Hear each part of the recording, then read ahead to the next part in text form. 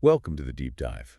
Today, we're venturing into the really fascinating world of healthy sexual and romantic relationships. hmm We've pulled together quite a collection of insights, from academic research, expert opinions, even some, well, genuinely beautiful philosophical ideas. Yeah, and it's all aimed at trying to shine a light on what really makes those intimate connections work, what makes them thrive. Our goal today really is to explore all this information and kind of pull out the key understandings, what helps cultivate and nurture fulfilling intimate bonds. We'll be looking at pretty much everything, the role of sexuality itself, the huge impact of communication, emotional closeness. And even how to navigate the bumps in the road, the challenges that inevitably come up. So Exactly. just to get you thinking right away, have you ever wondered if there's some kind of magic number for, how often couples should be intimate? Or maybe if, like, sharing your deepest thoughts and fears can build a bond just as strong as physical touch. Yeah, exactly.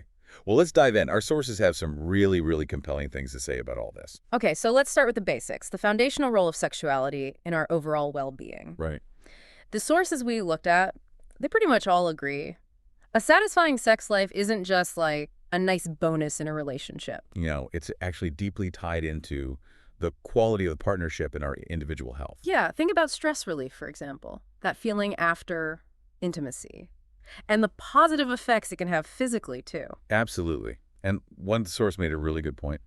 Sexuality is way more than just the physical act itself. hmm It's this complex mix of our biology, our psychology, how we interact socially, even the cultural stuff we grew up with. It all shapes how we experience it. And it changes throughout our lives, too. Definitely. And here's where it gets interesting. There seems to be a clear link between how we form emotional bonds, our attachment styles, Right, yeah. and how we approach sex, plus our own, sexual satisfaction and just how we Yeah. feel about ourselves. That plays a big part, too. What's really fascinating there is how these different bits influence each other. How so? Well, think about your early relationships, maybe with parents or caregivers. Mm. The level of security, the trust you felt back then, that can genuinely shape how comfortable and open you are in intimate situations later on. Sexually, too. Right, that makes sense. And as we dig deeper, it's clear our sexual well-being isn't this separate thing. It's tied into our self-worth, our whole emotional state. Okay, so let's tackle that big question. How much sex is ideal? It's probably on a lot of people's minds. It is, and the sources. They face it head on. The main takeaway is, well, there's no single magic number. No surprise there, maybe. Probably not. It Yeah. really just boils down to what feels right for each person and for each couple. Which, yeah, makes total sense when you think about it. It does. Mm. But there was that interesting finding in the research, wasn't there? Ah, yes. That couples having sex about once a week, they tend to report really quite high levels of satisfaction. High satisfaction at once a week. Yeah. And what's also interesting is that doing it more often than that didn't necessarily mean a huge jump in happiness. Huh. So maybe diminishing returns. Kind of suggests that, yeah. Maybe it's about, the anticipation or finding a rhythm that works with everything else in life. Exactly. So it feels like the quality of those moments, Mm-hmm. the emotional Right. connection, just being sexually compatible. Mm. That's just as important, maybe even more important than hitting some frequency target. Absolutely. It's not about checking a box. Definitely not. And the research also mentions the physical side, even calorie burn, which is kind of a fun fact. Yeah, a little bonus. And it's interesting, the stress-reducing benefits, they aren't only from partnered sex. Masturbation is mentioned, too, as a way to release tension. That's an important point, but also really crucial to remember as the sources stress Yeah. that not having sex doesn't automatically mean something's wrong or unhealthy. Right. It's just one piece of a much bigger picture of well-being. So it's more about understanding what works for you individually and for your relationship's happiness. Precisely. Okay, shifting gears a bit. Let's explore this idea of unconditional love. Ooh, okay. The sources we looked at define it pretty clearly. Affection without conditions, without expectations. It's rooted in real commitment and understanding. Okay, let's unpack this a little. The idea that this kind of love isn't just some magic feeling you have or don't, Mm-hmm. but something you can actually cultivate. Through personal growth, self-awareness, that's quite thought-provoking. It is. And there's this really moving story in one source, The Lover and the Beloved. It illustrates it so well. Tell me about it. Well, it's about that shift, that fundamental change from thinking this is mine to I am yours. It's like Uh-huh. realizing true love involves letting go of the ego in a way. Wow. Have you ever thought about how often our own wants might, like, accidentally create conditions in our relationships? That story really does highlight a massive shift in perspective, doesn't it? It moves away from this sort of transactional view of love. Like keeping score. Yeah, exactly. Unspoken expectations. And it moves towards a love that's about selfless giving, a real sense of unity with the other person. It raises a big question for you listening, too. How often do we really put our partner's needs above our own immediate wants or ego? That's a really powerful point. Now let's talk about something maybe a bit unexpected. Making love with words. With words, okay. Our sources really stress that true intimacy goes way beyond just the physical. Think about communication, the words we use, the looks we exchange, even body language. Mhm. There's this quote from Lacan, the psychoanalyst. It was clear we have sex by talking. Wow. It Ooh. really hits home, doesn't it? That our talking, our nonverbal stuff, it's absolutely fundamental to being intimate. So the sources are kind of drawing a line between making love, like reaching the soul, and just having sex, which might be more body focused. That's the distinction they make, Yeah. yes. And this idea of emotional undressing. Emotional undressing. Yeah, it's presented as maybe the deepest, most vulnerable kind of foreplay. So not physical nakedness first. Right. It's about being willing to be truly seen, truly known by your partner, flaws and all. That takes time, doesn't it? Yeah. And effort, trust. A huge amount of trust. Have you ever felt that? Mhm. That feeling of being completely emotionally open with someone? It requires real courage, that kind of emotional undressing. We're basically showing our true selves, the bits we usually hide. Hmm. And it's in that space, that vulnerable space where we feel safe and accepted, that real intimacy, that profound connection can actually happen. So putting all this together, what does a sexually healthy relationship actually look like? Well, the sources point to this dynamic interaction, right, where emotional bonds and erotic bonds form through both physical touch and that deeper, maybe spiritual communication. That's the whole package. Exactly. It's all interconnected. We hear about Sternberg's triangular theory of love. Ah, yes. Intimacy, passion, commitment. Those three. And it's interesting how the balance might shift as a relationship goes through stages. You know, the falling in love bit, The intense bit. then maybe passionate love, and eventually, hopefully, into a more stable, companionate love. Think about your own relationships. Have you noticed how those elements change over time? And there are other ways to look at it too, like Alvarez Gayu's 7 factors for a good relationship. And guess what? Let me guess. A satisfying sex life is one of them. You got it. It's right there. It just reinforces that idea. A good sexual connection often goes hand in hand with a stronger emotional bond and commitment. So if we connect this to the bigger picture, all these theories, these models, they help us see how complex love is. Yeah, they show the different parts that make it healthy long term. It's not just one thing, but a mix of factors working together that builds a resilient, happy partnership. Okay, let's think about today's relationships. How are things now? The sources definitely acknowledge things have shifted. Oh, hugely. Economic changes, technology booming, cultural norms evolving. It's not like it was for our parents or grandparents. Not at all. There's a much bigger focus now, it seems, on personal fulfillment, happiness, the search for love itself within relationships. Right? And interestingly, the sources mention evolving views on monogamy, but also stress that fundamental human need for close, loving bonds, that hasn't gone away, even if the structures are changing. Okay, here's something getting more buzz lately, maybe new to some of you. Well, Mindful sex. ah, yes. Bringing mindfulness, that non-judgmental present moment awareness into intimacy. Well, what's the relevance here? Well, what's really key is how stress and anxiety are flagged as major enemies of a healthy sex life. Ah, okay. Our body's stress response, it can seriously interfere with desire, with arousal. Have you ever noticed how hard it is to feel intimate when you're just totally overwhelmed? Definitely. It's like your mind and body are working against you when you're stressed. Exactly. The research shows chronic stress can lower interest, cause problems with arousal, difficulty with orgasm, just less satisfaction overall. It really makes you wonder, doesn't it? In our crazy, fast-paced world, how often do we even stop to think about how stress might be hitting our intimate lives? It's a really important question for you to consider, yeah. But there's good news, too. The sources offer ways to reclaim that desire if it's faded. Simple things. but powerful, like prioritizing self-care, getting into healthy routines, working on self-esteem. It all adds up. It really highlights how connected everything is: physical, emotional, mental health. Taking that holistic view can create ripples, positively affecting desire and intimacy, too. Okay, now for something quite specific, maybe a bit surprising. Sexual issues men might face more in winter.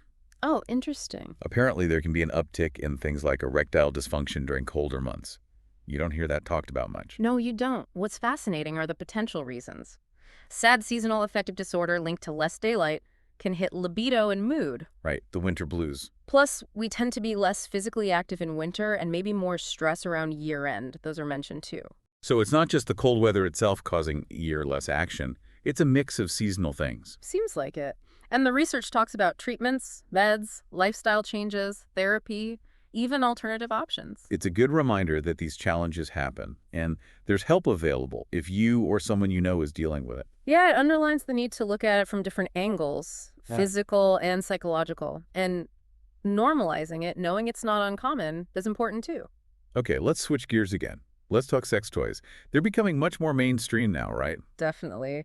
And the sources really position them as valuable tools for individuals, for couples, for sexual health and satisfaction, not just novelty items anymore. So what are the benefits? Well, psychologically, things like more self-confidence, greater satisfaction, especially for women, maybe finding orgasm easier. Physically, they can increase blood flow, enhance pleasure, and importantly, they can actually open doors for better communication, exploring sexuality together. That's interesting. Have you ever thought about how incorporating toys might add something for you or your partner? It really sounds like they can be a positive force for self-discovery and deepening intimacy in a couple. Now, for anyone looking to, add more spark, Hmm. the sources have loads of ideas beyond just toys, right? Oh, absolutely. Communication, strong and open, is number one. Mhm. Exploring fantasies together, trying new things, new positions. Right. Oral sex, focusing on your partner's pleasure, Mhm. being generous. And then some more playful ideas, too. Yeah. Like, naked cooking was So mentioned. you get cooking. Okay, Yeah. that's one way to spice things up. Or using mirrors. Yeah. The main idea seems to be about bringing fun, adventure, novelty into the bedroom. It really highlights getting creative, breaking routines intentionally to keep things vibrant sexually. Mm-hmm. Okay, let's get fundamental. Understanding sexual desire itself. Right. The research explains it's totally normal, influenced by a whole mix: attraction, trust, comfort, safety, even the environment. And interestingly, some sources mention possible gender differences in when desire peaks, maybe linked to hormones. Like morning for men, evening for women. That's a detail you don't always hear. Yeah, something like that. And when desire feels really strong, the sources suggest healthy ways to manage it.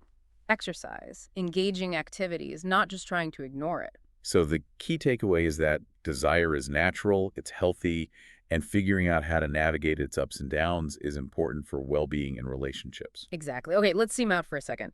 The sources touch on some philosophical angles too. On sex toys. Yeah, seeing them not just for pleasure, but as tools for self-discovery, maybe even challenging taboos around sex. That's a deeper way to think about them. It is. And they also bring in the different dimensions of sexuality: biological, psychological, sociological, cultural, reminding us how complex it all is. Right, shaped by so many things. And briefly mentioning diverse orientations too, like bisexuality, pansexuality, just acknowledging the wide spectrum of human attraction. Okay, let's talk about a specific challenge. Low sexual desire in men. Many guys face this. Yeah, and the sources outline common causes: hormones, like low testosterone, Mm-hmm. psychological stuff like stress, relationship problems, lifestyle factors, even side effects from medications. So, quite a few potential reasons. Definitely. And importantly, the research points to effective strategies: medical help, like TRT or adjusting meds, So, counseling like CBT or EFT, improving physical health, managing stress, and really working on emotional intimacy in the relationship. so often a multi-pronged approach is needed. It seems that way, yeah. It underlines that low desire isn't usually simple. You often need to look at several contributing factors to find the best solutions. Right, now let's flip it. What do women want for a better orgasm? The sources had insights here too. It did, covering several areas: physical factors first, general sexual health, feeling comfortable, Mhm. and direct clitoral stimulation is often emphasized as really important for many women. Okay, makes sense. But then there's the huge role of psychological and emotional factors: self-esteem, body image, less stress, feeling trust, deep intimacy with a partner. So feeling safe, comfortable, connected emotionally, just as vital as the physical stuff for women's satisfaction. Seems that way, yes. Hmm. And the sources also stress how important ongoing sexual education is, self-awareness, exploring your own body and desires. Okay. And practical strategies come up too. Maybe sex therapy, healthy habits, managing stress, all valuable tools for enhancing orgasm and overall sexual well-being for women. Got it. Now, a quick glimpse into the future, this evolving landscape of intimacy. Ah, yes. The sources briefly touch on virtual companions, even AI-driven sexuality. It's pretty wild to think about. Wild, maybe a little unsettling. It definitely raises big ethical questions, doesn't it? About consent, privacy, how it affects our real-world connections, our mental health. It's developing so fast, and careful thought. Absolutely. Okay, bringing it back to now. Maintaining romance.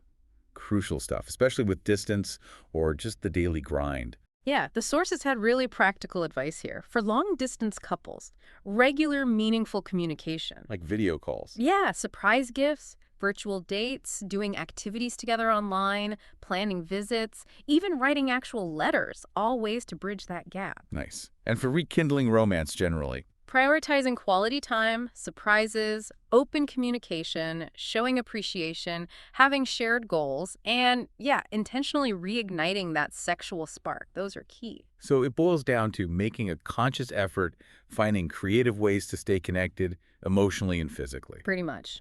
And finally, the sources give quick examples of romantic gestures, messages. Ways things. Exactly. Simple acts, heartfelt words. They emphasize how those small, consistent expressions of affection really nurture a relationship long term. Okay, so as we wrap up this deep dive, it feels pretty clear that healthy relationships, sexually and romantically, are incredibly complex. Yeah, multifaceted is the word. There's no single magic fix. It really means attention to sex, emotional connection, communication, handling challenges, all of it.